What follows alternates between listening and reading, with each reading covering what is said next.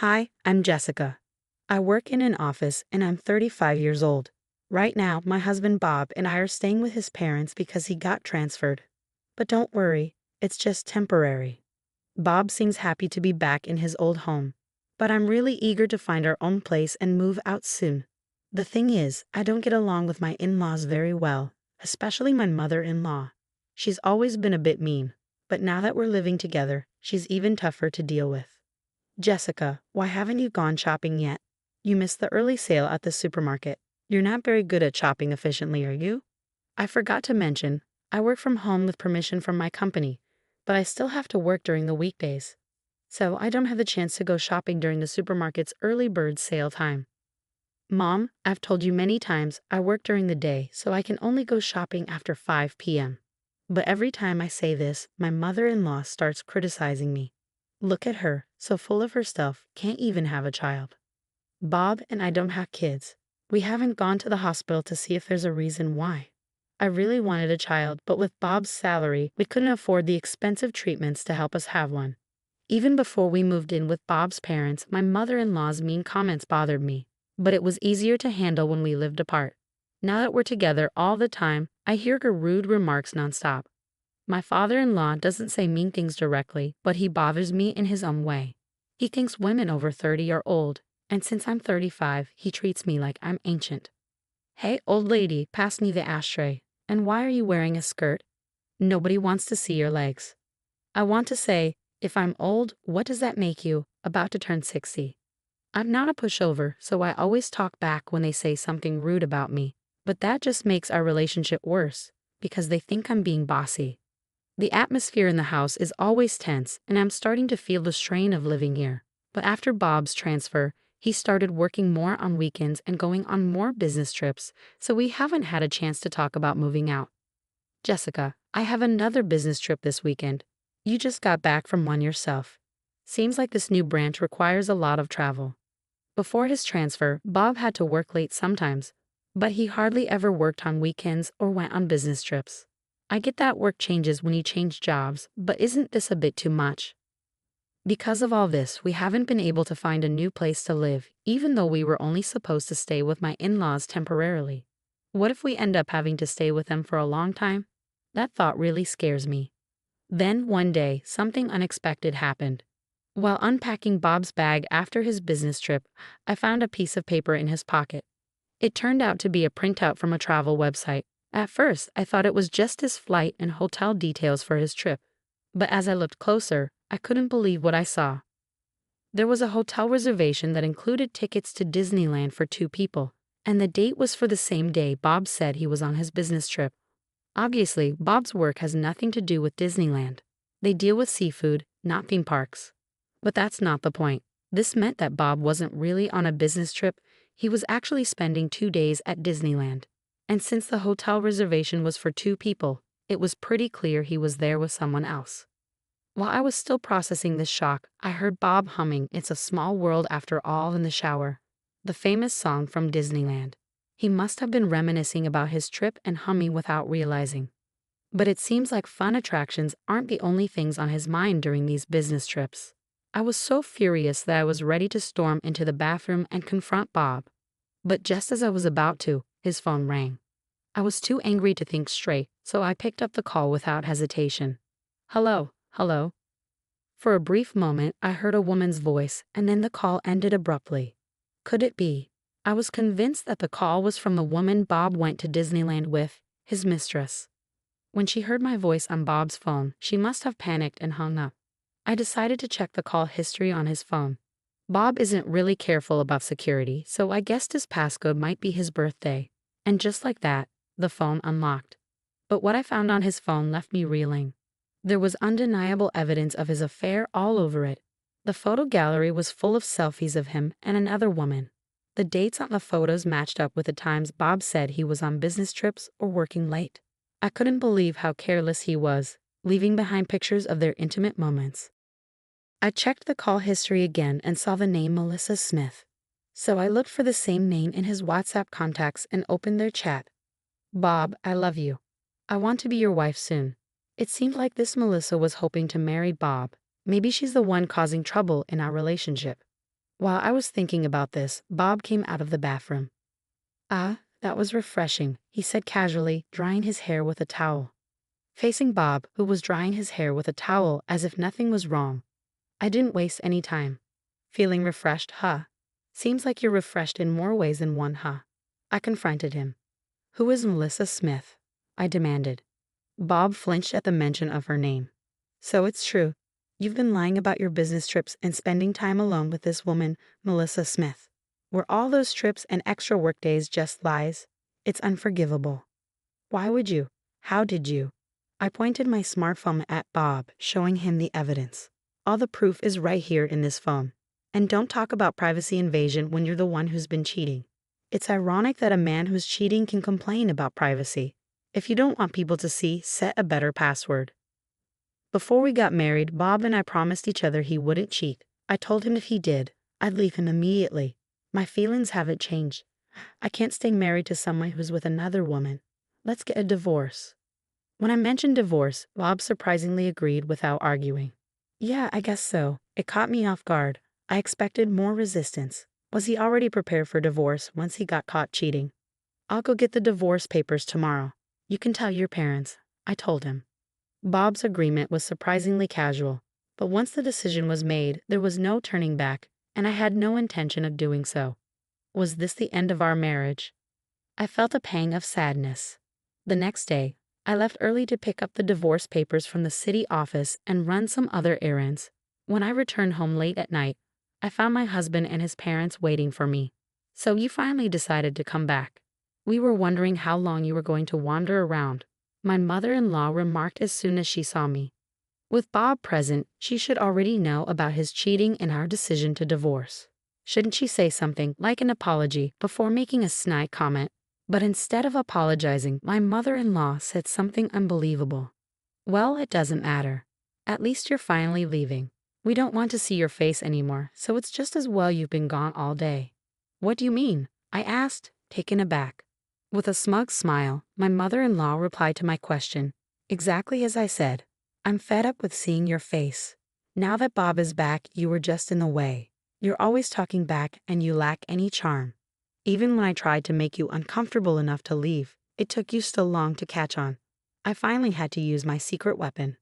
"Secret weapon?" I repeated, confused. My mother-in-law looked pleased. "You already know the name of Bob's girlfriend, right?" "Yes, something like Smith."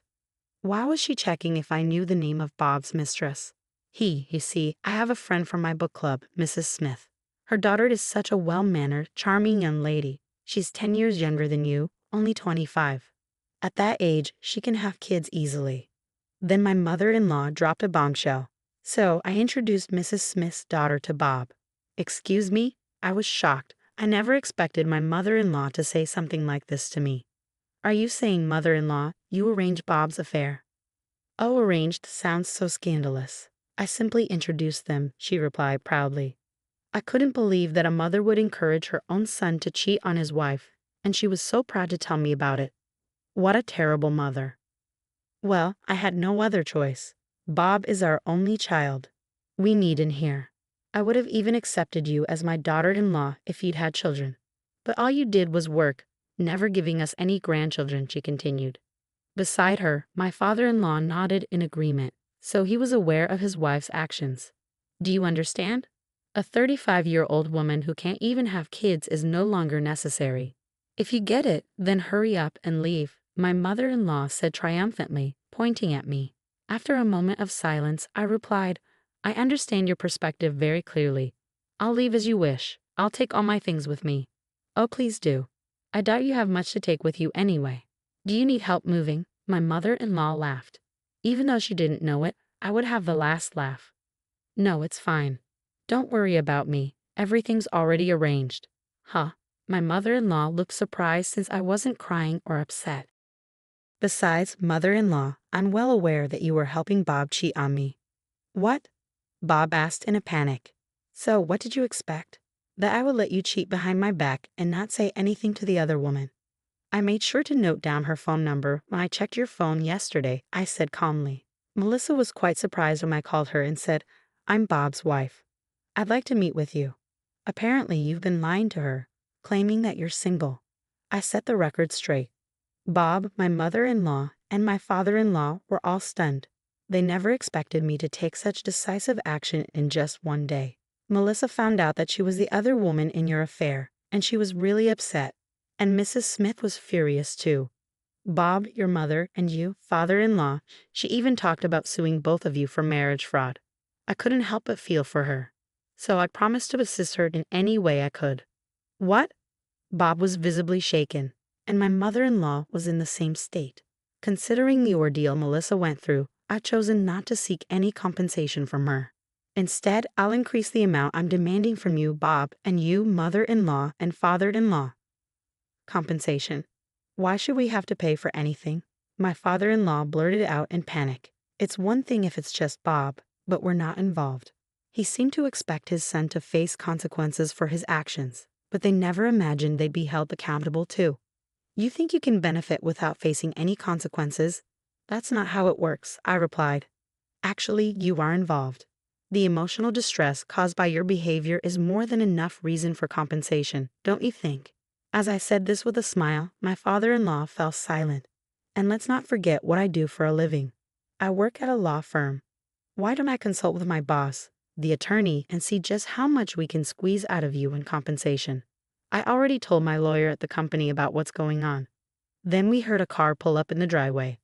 Oh, they're here. Hi, we're from a moving company, I said with a friendly smile as I went to the door. Thanks for coming at such a late time. I'm sorry for asking on short notice. No worries.